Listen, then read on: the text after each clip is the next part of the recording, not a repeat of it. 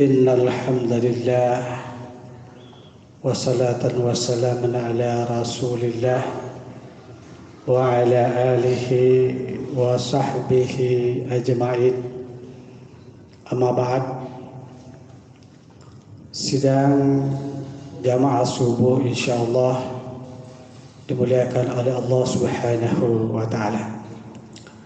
Alhamdulillah, kita bersyukur kepada Allah Subhanahu wa taala karena Allah Subhanahu wa taala masih membimbing kita untuk senantiasa melaksanakan segala amal ibadah sebagai bekal kita untuk menuju kepadanya.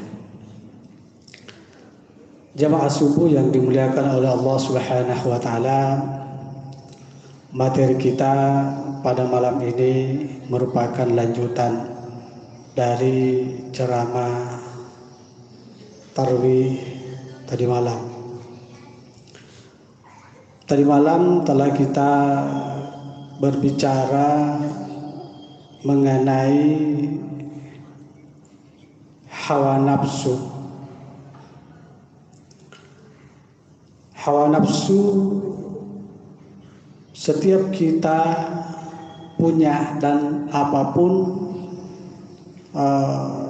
posisi kita, semua kita memiliki yang namanya hawa nafsu. Iya.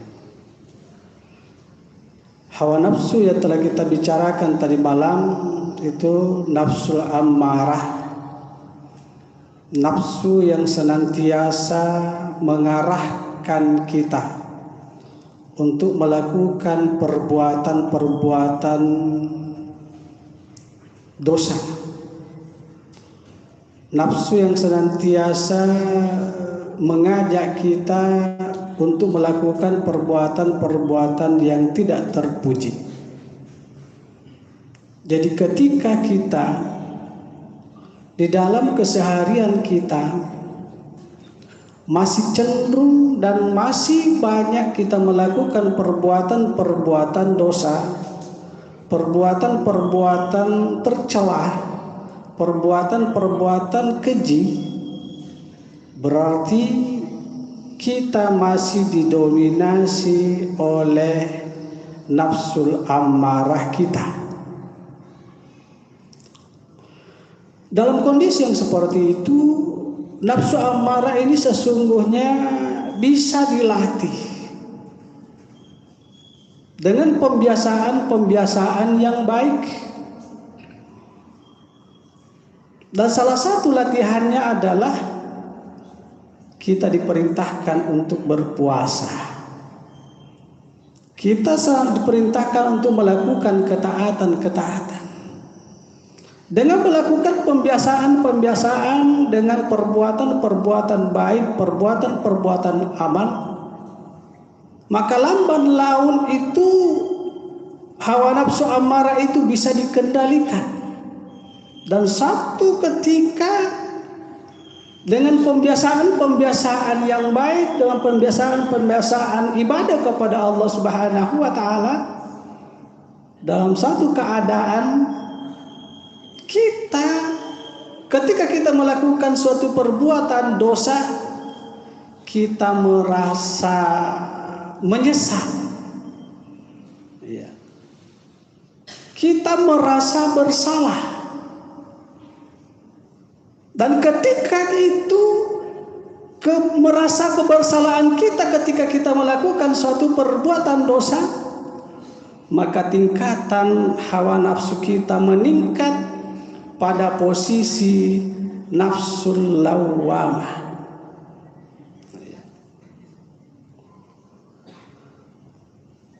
Oleh karenanya itu, tadi malam saya sudah menyampaikan bahwa posisi yang seperti itu, ketika kita merasa bersalah melakukan suatu perbuatan dosa, menganggap dosa itu adalah merupakan suatu pelanggaran kepada Allah Subhanahu wa taala, maka disinilah kita menyebabkan ketika kita berbuat dosa, langsung ingat kepada Allah, lalu kita bertaubat kepada Allah. Pertobatan itu di situ ada penyesalan, ada niat di dalam hati kita untuk tidak melakukan perbuatan dosa itu lagi. Kemudian kita menggantinya dengan perbuatan-perbuatan yang baik. Kita menggantinya dengan perbuatan-perbuatan ibadah kepada Allah Subhanahu wa ta'ala.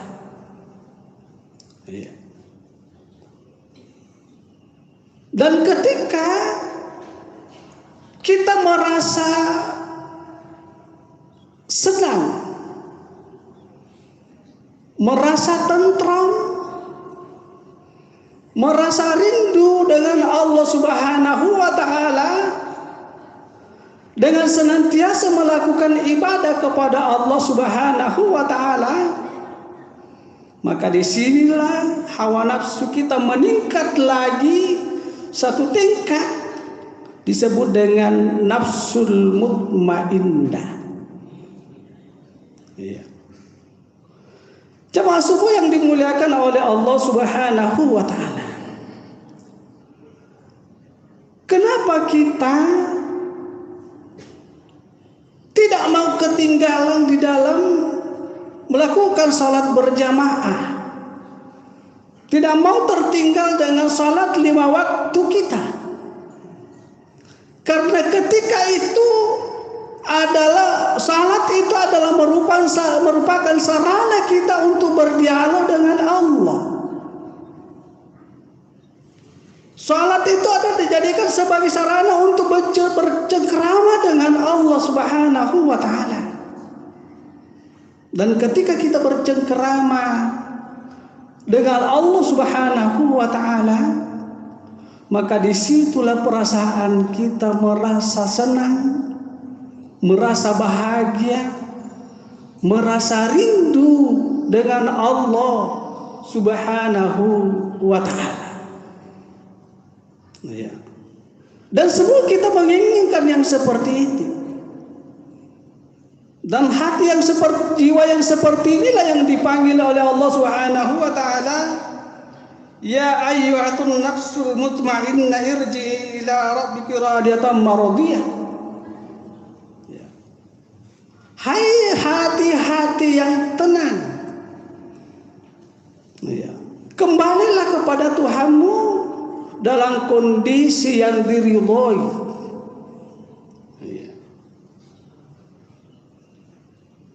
Jadi Allah Subhanahu wa ta'ala senantiasa memanggil kita yang memiliki hati-hati atau memiliki jiwa yang mutmainnah itu. Ya. Karena dengan mengingat Allah, kita berzikir kepada Allah, hati kita merasa tenang, hati kita merasa bahagia. Ya. Dan kondisi inilah yang perlu kita jaga, yang perlu kita pelihara. Lalu bagaimana cara memeliharanya? Dr. Abdullah Al-Awwal An-Nasi dalam bukunya Ar-Ruhiyah Ad-Daiyah, beliau mengatakan bahwa untuk menjaga hati-hati yang tenang, yang bahagia seperti ini, yang pertama yang harus kita lakukan adalah al-mu'ahadah. Kita selalu mengingat perjanjian kita kepada Allah Subhanahu wa ta'ala. Karena pada hakikatnya kita semua ini sudah berjanji dengan Allah. Alastu bi rabbikum qalu bala syahidna. Ketika Allah Subhanahu wa ta'ala mengatakan, apakah engkau mengakui bahwa aku ini adalah Tuhanmu? Dan ketika itu jiwa kita mengatakan bala syahidna. Saya bersaksi bahwa Engkaulah satu-satunya Tuhan kami. Engkaulah satu-satunya tempat kami menyembah dan meminta pertolongan. Dan ketika kita menyadari janji kita kepada Allah Subhanahu wa Ta'ala, maka disitulah kita akan sadar bahwa setiap janji yang telah kita ucapkan, kita harus pertanggungjawabkan kepada siapa yang kita berjanji. Dan ketika kita berjanji kepada Allah, maka janji itu juga kita akan pertanggungjawabkan kepada Allah. Mampukah kita mempertanggungjawabkan janji itu kepada Allah Subhanahu wa Ta'ala? Maka disitulah selalu memotivasi diri kita agar senantiasa beribadah kepada Allah, agar senantiasa menjaga amanah Allah. Iya. Untuk menjaga amanah Allah, maka langkah yang kedua yang harus kita lakukan adalah al-muraqabah. Al-muraqabah dalam artian bahwa kita senantiasa mendekatkan diri kita kepada Allah. Mendekatkan diri kita kepada Allah Subhanahu wa Ta'ala dengan cara melaksanakan segala apa yang diperintahkannya. Kita perintahkan untuk berpuasa, kita berpuasa. Kita diperintahkan untuk sholat, kita sholat. Kita diperintahkan untuk zikir, kita berzikir. Kenapa? Karena itu semua merupakan sarana untuk mendekatkan diri kita kepada Allah Subhanahu wa Ta'ala. Kenapa kita harus mendekatkan diri kita kepada Allah? Bukankah Allah itu sudah dekat dengan kita? Wa huwa ma'akum aina ma kuntum, kata Allah. Iya. Aku selalu bersama dengan kamu dimanapun engkau berada. Itu betul. Tapi masalahnya adalah tidak semua orang bisa merasakan kehadiran Allah di dalam kehidupannya. Sehingga orang terkadang dia tidak merasa terkotor dengan Allah. Sehingga dalam kondisi yang seperti itu biasa melanggar terhadap apa yang dilarang oleh Allah Subhanahu wa Ta'ala. Tapi ketika kita terbiasa dengan mendekatkan diri kita kepada Allah, dan suatu ketika kita merasakan kehadiran Allah di dalam kehidupan kita, maka di situ selalu merasa terjaga. Kalau kita tidak merasa dijaga oleh Allah Subhanahu wa Ta'ala, saya yakin dan percaya kita tidak akan berani melanggar terhadap aturan-aturan yang telah ditetapkan oleh Allah. Iya. Ketika kita merasa dekat dengan Allah, dijaga oleh Allah, kita tidak berani melakukan perbuatan dosa. Kita tidak berani melanggar apa yang telah ditetapkan oleh Allah Subhanahu wa Ta'ala. Kemudian yang ketiga, dengan jalan al-muhasabah, kita selalu mengevaluasi diri kita. Jangan-jangan ada ucapan saya yang salah. Jangan-jangan ada perbuatan saya lakukan didasari dengan hawa nafsu. Ya. Jangan-jangan ada kebijakan yang saya ambil tidak tepat. Itu selalu kita jadikan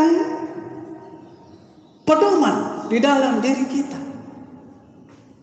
Umar bin Khattab mengatakan, hasibu anfusakum qabla an tuhasabu. Periksalah dirimu sebelum engkau diperiksa di hadapan Allah Subhanahu wa taala. Kalau setiap hari kita melakukan muhasabah terhadap diri kita, tentu kita akan selalu terjaga dari perbuatan-perbuatan dosa. Dan seketika kita memeriksa diri kita dan kita dapati perbuatan dosa kita, maka cepat kita melakukan taubat kepada Allah Subhanahu wa taala. Kemudian yang keempat, untuk menjaga hati kita yang mutmainnah ini dengan jalan al-mujahadah. Butuh perjuangan. Tidak ada kesuksesan yang tidak diawali dengan kesungguhan. Kita harus mengawali dengan sungguh-sungguh. Ada keseriusan di dalamnya. Oleh karena itu, mudah-mudahan dengan jalan yang seperti ini, kita berada di dalam keridaan Allah Subhanahu wa taala. Bima yuridir rahman. Jadi ketika kita sampai pada tingkat level yang tertinggi ini, nafsu kita sudah berada pada derajat ini, maka di situ diharapkan akan keridaan Allah Subhanahu wa taala. Bima yuridir rahman.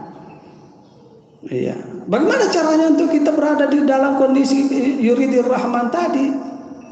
Maka ucapannya selalu dalam bingkai keridaan Allah, perbuatannya selalu berada dalam bingkai keridaan Allah. Apapun yang kita kerjakan di dalam kehidupan ini, selalu kita mengharapkan keridaan Allah Subhanahu wa taala. Ilahi anta maqsudi wa ridatal madlubi wa ta'ni mahabbatika wa ma'rifatika. Mudah-mudahan segala usaha yang kita lakukan di dalam bulan suci Ramadan ini maupun di luar Ramadan ini selalu mengantarkan kita pada tingkat keridaan Allah Subhanahu wa taala. Wa ilallahi turja'ul umur wallahu muwaffiq ila aqwamit thariq. Assalamualaikum warahmatullahi wabarakatuh.